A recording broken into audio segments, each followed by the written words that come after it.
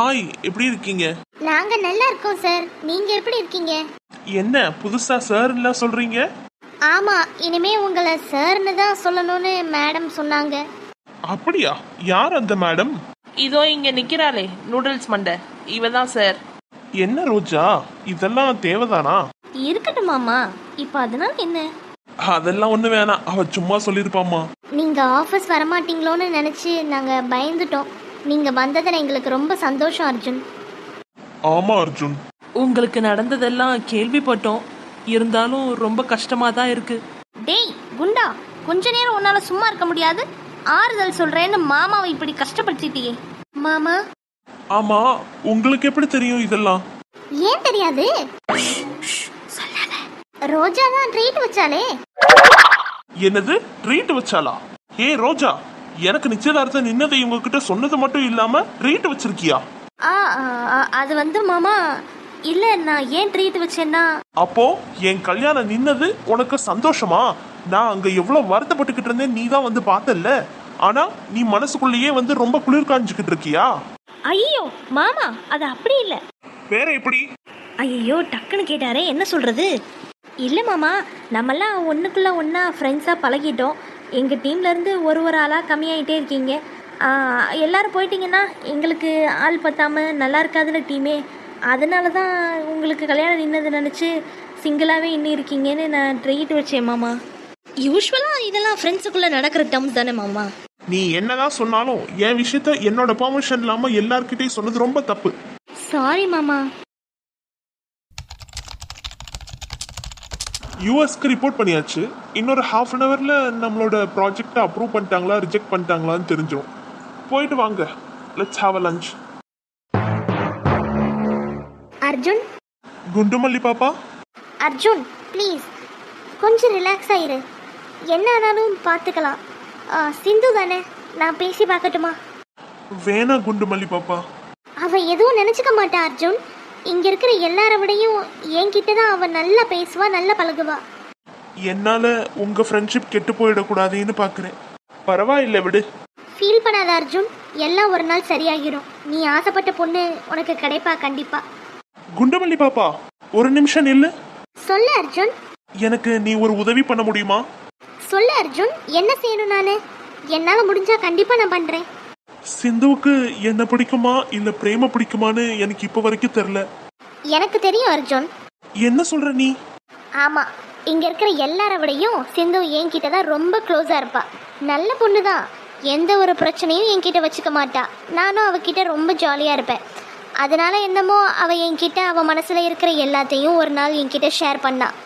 ஒரு பையனை இன்னைக்கு நான் காலேஜில் பார்த்தேன், அந்த பையன் எனக்கு க்ரஷ் மாதிரி இருக்கான், அப்படி இப்படின்னு நிறைய சொன்னான். அதுக்கப்புறம் தான் தெரிய வந்தது அது அவளோட அண்ணியோட தம்பின்னு. லாஸ்ட்டாக தான் தெரிஞ்சது அந்த அண்ணியோட தம்பியே நீதான்னு. நீன்னு தெரிஞ்சதுக்கப்புறம் கூட அவள் கொஞ்சம் கூட பயப்படாம அர்ஜுன் மேலே எனக்கு இந்த ஃபீலிங் எல்லாம் இருக்குன்னு அவன் என்கிட்ட சொல்லிகிட்டே தான் இருந்தா. ஆனால் அதுக்கப்புறம் தான் பிரேம்ன்ற ஒரு கேரக்டர் அவளோட லைஃப்பில் உள்ளே வந்தான். அந்த பிரேம் பற்றி நானும் நிறைய தடவை சொல்லியிருக்கேன், அவன் கூட பழகாதடி, அவன் தப்பானவன் அப்படின்னு. இருந்தாலும் அவன் ஃப்ரெண்டு தானே அப்படின்னு சொல்லிட்டு அவளும் ஒரு இன்ட்ரெஸ்ட்டில் போயிட்டான் அவன் கூட.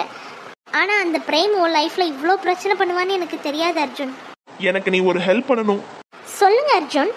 இப்போ கரண்டா அவ என்ன நினைச்சிட்டு இருக்கா, யாரை பத்தின எண்ணங்கள் அவ மனசுல இருக்குது அப்படின்னு வீட்டுக்கு போய் பார்த்தா தான் தெரியும். நேரா பேசினாதான் அவளை பத்தி புரிஞ்சுக்க முடியும். அதை நீ போய் பண்ணிட்டு வரியா எனக்காக? இவ்வளவு தானே? சரி ஓகே, நான் ஈவினிங் போறேன். தேங்க்யூ குண்டுமல்லி பாப்பா. காரக்குழம்புக்கு பேர் போனவளே உஷா நீதான். உன்னைய விட யாராலையுமே ஒரு சிறந்த காரக்குழம்பு வைக்கவே முடியாது உஷா. அவ்வளவு டேஸ்டா இருக்கும் பாத்துக்க, நாக்கில் உட்காந்து நாட்டியம் ஆடும். அப்படியா அக்கா சொல்றீங்க? ஆமா உஷா, போன தடவை வச்சு கொடுத்த பாரு, என் வீட்டுக்காரர் நானும் உட்காந்து உட்காந்து சாப்பிட்டோம் பாத்துக்க. என்ன டேஸ்டா இருந்துச்சா? சாப்பிட்டுக்கிட்டே இருந்ததுல சோறு தான் கொஞ்சம் பத்தல. ஐயோ பாட்டியா, சொல்லியிருக்கலாம்லக்கா ஒரு வார்த்தை, நான் கொண்டு வந்து சோறு எடுத்துட்டு வந்து கொடுத்துருப்பேன்ல. பரவாயில்ல உஷா, இன்னைக்கு நீ காரக்குழம்பு தானே. இன்னைக்கு எனக்கு நல்ல வேலை கேஸ் வேறு தீந்து போச்சு. உன் கை மனத்துலேயே காரக்குழம்பு வச்சு சாப்பிட்றலாம். எனக்கு காரக்குழம்போட சோறும் இன்னைக்கே வச்சு கொண்டு வந்துடுறேன். என்ன அடி பாவி, இதுக்கு தான் இவ்வளோ பிட்டு போட்டாளா? சோத்துக்கு தொட்டுக்க என்ன உஷா? கூட்டு, அவியல், பொரியல், அப்பளம், வடகம் என்ன வச்சிருக்க? அவியல்கா. ஆஹா, காரக்குழம்புக்கு அவியலா? Super combination. உங்க மாமாவுக்கு ரொம்ப பிடிக்கும். கொண்டு வந்துரு மறக்காம. சரிக்கா. என்ன இன்னைக்கு எல்லாமே வெள்ளனமா வந்து அட்டெண்டன்ஸ் போட்டீங்க போல. நாங்களும் இப்பதான்க்கா வர்றோம். என்னம்மா வள்ளி, சமையலாச்சா? ஆமா ஆமா, சமைச்சு கிழிச்சிட்டாலும் இப்ப எதுக்கு மூஞ்சிய மாத்திரான்னு தெரியலையே. அடரே, ஏமா வள்ளி? என்னத்துக்கா சொல்ல, சமைக்கலாம்னு அடுப்படிக்கு போய் அடுப்பை பத்த வச்சேன்னா பார்த்தா கேஸ் தீந்து போச்சு. அப்புறம் என்னத்த செய்ய, பேசாம அப்படியே வந்துட்டேங்க்கா. பாவம் என் புருஷனும் பிள்ளைங்களும் இன்னைக்குன்னு பார்த்துதான் ஆசாசையா காலையில ஸ்கூலுக்கு போகும்போது சொல்லிக்கிட்டே போனுச்சுங்க பிள்ளைங்களாம்.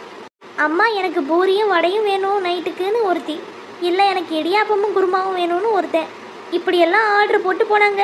பாவம் அந்த பிள்ளைங்கள ஏமாத்துன மாதிரி ஆயிடுச்சு. ஆமா, ரகரகமா அடிக்கி தள்ளிடுவா. விடுமா வள்ளி, கவலைப்படாத, நாளைக்கு கேஸ் வந்ததுக்கு அப்புறம் அதெல்லாம் பண்ணிக்கலாம்.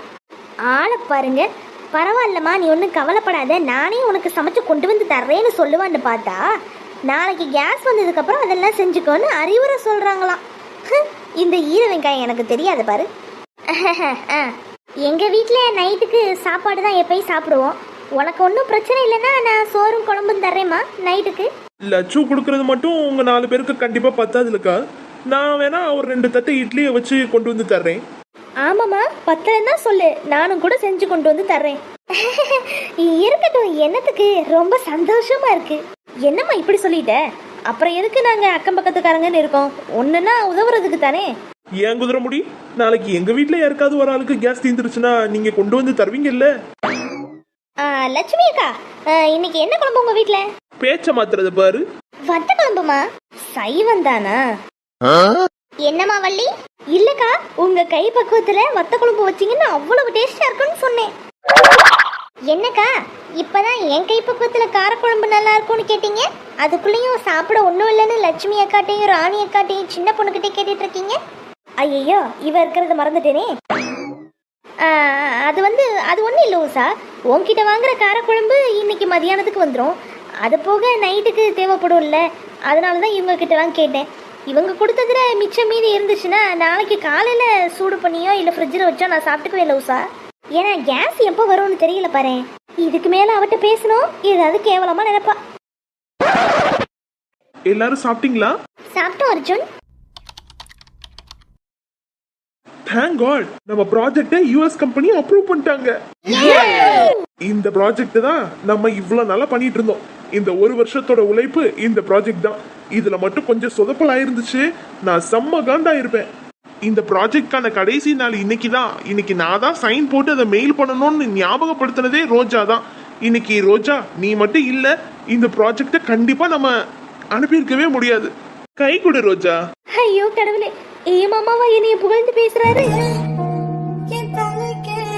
அர்ஜுன்.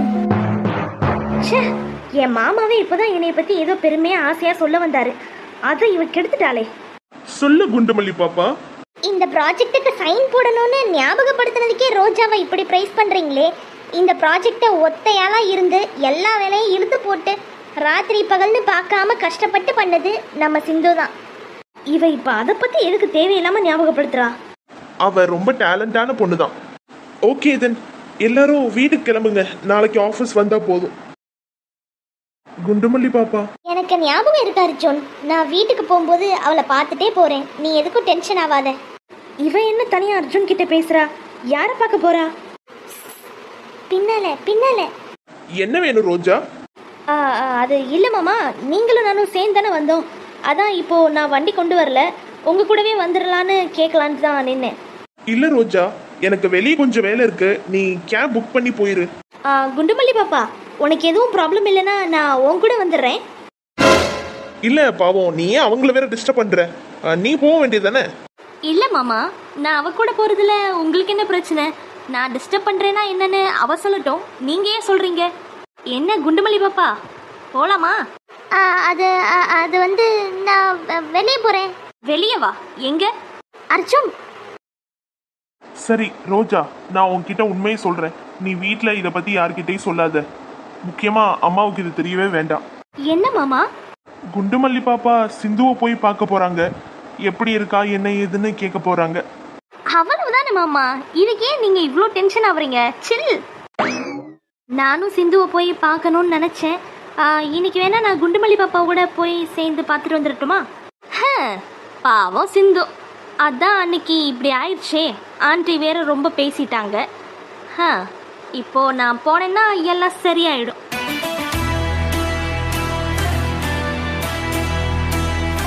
என்ன சொல்றீங்க மாமா?